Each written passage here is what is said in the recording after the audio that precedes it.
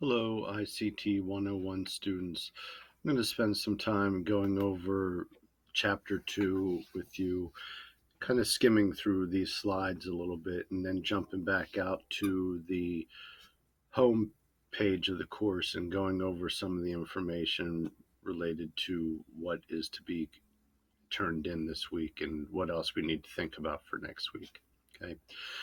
So this chapter 2 kind of focuses on a couple different areas, and primarily just want to spend a little bit of time going over again the steps of the research process. And again, these are the steps of this textbook. So first, we're talking about step 1, defining the need. What is the need? Why do we need to do research? Do we need to answer a question? Do we want to find out some additional information about a topic? What is the reason for the research? So we need to define the need. Okay. Once we define the need, we're going to find the information. And that's kind of where we're going to focus on right here over the next this defining the need and starting on finding the information this week. And then next week we're going to dive into more of using the Mount Aloysius College library assets to be able to do the research process and find information. Okay, specifically next week working very closely with ProQuest Direct. Okay, so let's talk about this defining the need for a minute. Um, how do we define topic? Well, a lot of times in school, especially if you're coming from high school, you have a topic that is assigned to you by a teacher or by the school or by your program. So that's oftentimes a main way to be able to decide what topic you're going to focus on. Other criteria for choosing a topic include current events, current needs in a field. Maybe there's a need in the nursing field to find out more information about the effectiveness of using hand sanitizer in the hospital setting, okay? Something like that. Or maybe we're talking about organization. Maybe we're talking about organizational goals and priorities. Maybe a workplace wants to improve upon their customer service. So, what is it that they need to start looking at in terms of researching that process? And there's going to be a lot of different steps to that particular scenario, but these are just some of the ways that you can think about how to choose and define a topic. Also, market trends and training needs. These are just some examples. So one of the things you talk about the workplace, for example, is you have to define your audience, and this is where it's really important that whenever you're doing some research, thinking about from the very beginning who your audience is. Okay? So I need to know who my audience is. Why? Because I have to make sure that I'm getting my message across to them. Remember, we talked last week about this process being communication, being two-way, where it's kind of like a give and take. I'm providing information to my audience is giving me information back. If there's a disconnect between me and my audience, that can cause a major breakdown in that communication process right away. So keeping in mind the audience throughout the entire process of collecting the information, defining your need, collecting, gathering the information, to conveying the information to others, you need to keep that who is my audience in the back of your mind at all times. This scenario, this example is giving us the potential audience for an organization, a workplace. So who is that? Well, we have a supervisor, there are clients, third-party vendors, you have other internal company departments, company publications or intranet sites, and the media. These are potential people who could be the audience, okay, in a workplace. And so it's thinking more outside of just, well, it's my coworkers. Well, it's more than that. Okay, it's anybody who has kind of a stake in that organization. So think about that as you process through some of this for this week and for next week as well. Okay, so, and here's an important question to ask when conducting research and presenting information. How will reading my paper, if it's a paper, or viewing my presentation, if you're presenting your information through some sort of visual presentation, how will that change or affect how my audience thinks, feels, or understands my topic? Again, so if there's a disconnect between you and your audience, that's going to be an issue right up front, and it'll be an issue the entire way through the conveying of the information to the audience. So we have to keep our audience in mind. This goes for any time you're writing a paper, keeping the audience in mind. Anytime you're doing some research and presenting it in a PowerPoint or some other visual presentation, keeping the audience in mind. So we have to start with research questions.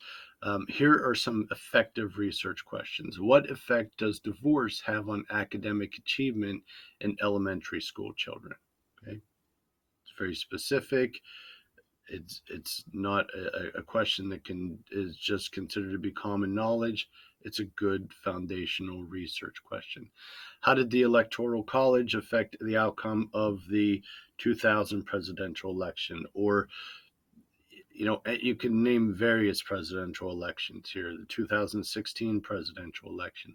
What are the differences between the various processors available for computers? Okay, so here we have to start. We have some potential questions, and we have to ask, why are these effective research questions? And here are some examples of ineffective research questions. Who was Benjamin Franklin? Should older people be allowed to drive? Or does the United States have a good foreign policy? And so think about why these are ineffective questions versus the first set that we just went over. Okay. So focused research questions, and that's really what it comes down to, are focused and effective. Okay, so the main research question: does exercise positively or negatively impact food consumption in obese individuals? This is a main overarching research question, and here are some good focused effective questions. What is the definition of an obese individual? Okay. What is the definition of exercise? How is exercise measured? Do obese individuals who increase their level of exercise increase or decrease their food intake measured in calories? And what level of exercise shows a change in food intake? Okay. Now I'm going to skip down through here a little bit because this is kind of just going a little bit more into detail about the effective research questions, but definitely make sure that you read over those slides a little bit more. I just wanted to spend a few minutes going over kind of a main, overarching kind of overview of that information. Now I'm going to process the primary and secondary information sources piece. Okay. So this is really key and critical to think about as well. And I know that a lot of you have learned this in your secondary schooling, but it's kind of good as just a refresher and overview on what the difference is between primary and secondary information sources. So primary sources, by definition, are those sources closest to the actual event, time period, or individual in question. Okay. Secondary information sources, those sources removed from the primary source that examine, interpret, or reflect on the primary source information to restate or reuse the information. Some of these are very apparent. Okay, so here is a listing of primary versus secondary sources. So primary sources are things such as memoirs, diaries, autobiographies, interviews, public records, transcripts, correspondences, discussions, minutes, newspaper reports, surveys, government documents, artifacts, literature, photographs, and art. Those are all considered primary sources. They came directly from the source. Okay. There's no kind of in-between middleman there. Now, secondary sources are things such as books and textbooks, history books that are written now about a time in history. The author wrote about something in history, removed from that event, maybe wasn't there for the event, so removed from it, but did a lot of research about it to gain an expertise or knowledge in that area, and then wrote about it. That's removed, that's secondary. Review articles where someone reviews a bunch of different research and then presents their review findings. That's secondary. Scientific reports, technical reports, conference papers and proceedings, handbooks, databases, catalogs, news analysis, dictionaries and encyclopedias, magazine articles, video and audio tapes, CD-ROMs, and DVDs that have been edited. Okay. Now, you'll notice here that newspapers are listed twice here. Well, news and newspapers. Okay. If you think about this as an analogy or example here, I work for a newspaper, and there is a fire down on the other end of town here. So I get a call from somebody out on the scene, and that person on the scene is giving me information about the fire, and I'm writing it down to then submit my report into the newspaper. Okay. That is technically a secondary source. And so, why is that? It's because I'm not actually at the event. So, I'm not there. So, I'm removed from it. There is a middle person here, and that middle person is the person on scene conveying the information to me. Okay.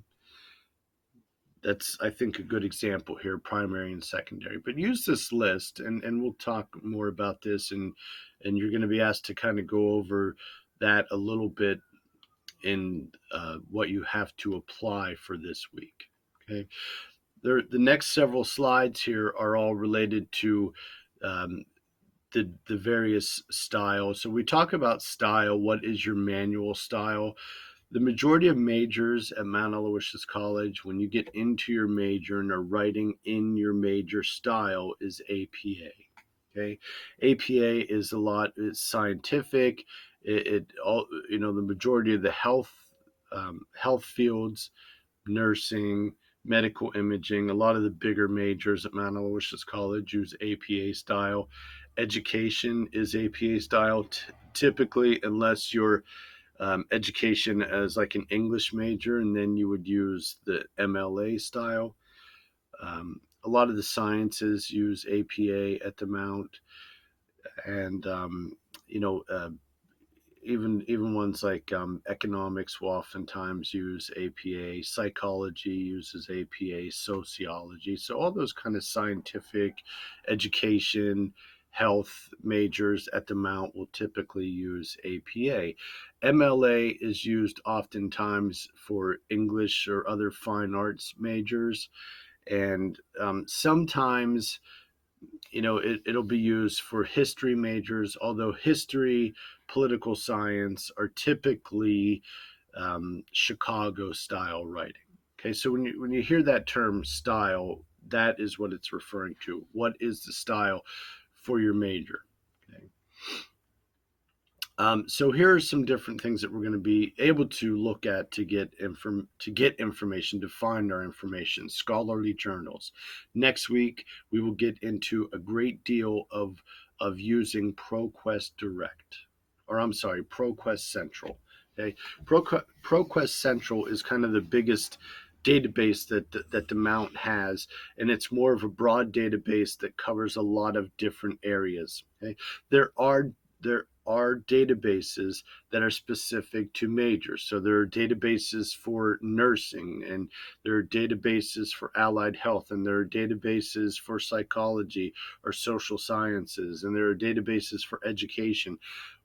ProQuest Central is more of a broad database, but it's very widely used, and there is a lot of information in that database. Okay, scholarly journals is one of the things that we'll find looking at next week when we start to develop a list of some sources using a style. again, the APA, MLA, or Chicago. And then also newspapers are another source that can be used to find information. It's a good source. Multimedia is another source. We have some a database at the library that is strictly video, um, films on demand. So that's a good one. That would be considered a multimedia database. Information retrieval systems. So we talk about online public access catalog, or the OPAC, databases, and the internet. For this class, we're going to focus specifically on finding information using these two sources, databases and the internet. So we have some common internet terms: www, website, web page, URL, plugin, homepage, navigation bar. And we'll kind of go over these a little bit in the next couple weeks when we get into the internet piece of finding information. And so again, some more common terms: web browser, search engines, meta search engines.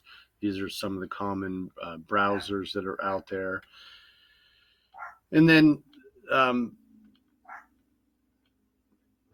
of go over periodicals are another way. Different than journals, periodicals are typically publications, a lot of times related to a field of study, that get put out on some, periodically. So they're considered to be academic. They're considered to be a lot of times career specific or field specific.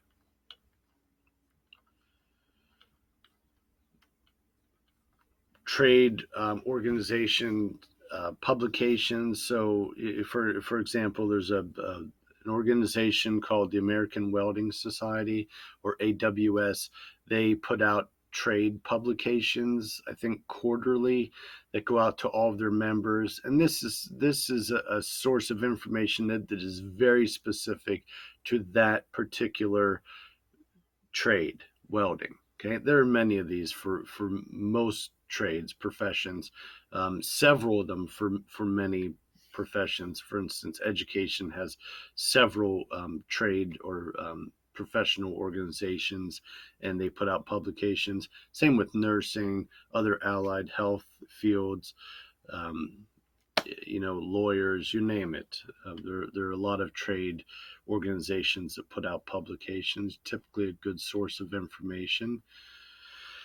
And that's it. So that's all for going over the slides. I'm going to jump back out here and go to the home tab. I just kind of want to go over week 2, which does begin today, and just kind of go over these PowerPoint slides a little more in detail and take some notes. Take a look at this primary versus secondary sources link that I have in here and practice with this. Okay. And what I would like for you to do is here's a video in here going over a little bit more detail about primary, secondary, and tertiary sources. Take a look at this. There's some more information about primary sources, secondary sources, and then there is a link here to Ithaca College, and a nice little fun kind of practice that you can do. And so it'll take you out to the website at Ithaca, at the library at Ithaca. So work on this, try this out. Take a screenshot of this. There are 12 slides. There are 12 questions that you go through. And then when you get to the end of it, just screenshot it that you did that, and then post that screenshot out here in this primary, secondary, and tertiary sources discussion area. So you're going to answer this question, then post your screenshot here as well. Okay. And then once you do that, there is an exercise related to chapters 1 and 2. So you're going to just want to have your PowerPoints available. Maybe you can download it, open it up in a new window. Remember, if you go to the PowerPoint slides, it's not only in here in the Canvas window, but here is the download link right here. So you can download it and take a look at that and keep that open. This exercise is in here. The chapters 1 and 2 exercise just kind of goes over some of the questions related to chapters 1 and 2. You have multiple times to submit this, so don't worry about that. But just make sure that you get it done by the due date, which is listed here. The same with the primary, secondary, and tertiary sources discussion. Make sure you get that done by the due date as well. And then that's it for this week. Um, I have open office hours this week. Check it out on the advisor track and make an appointment with me if you want to schedule some one on one time with me using Google Meet. And email me, call, text me if you have any questions or anything isn't clear. I had to split this into 2 videos because of the length. Thanks for listening, and I hope you get something out of this and have a great week. See ya.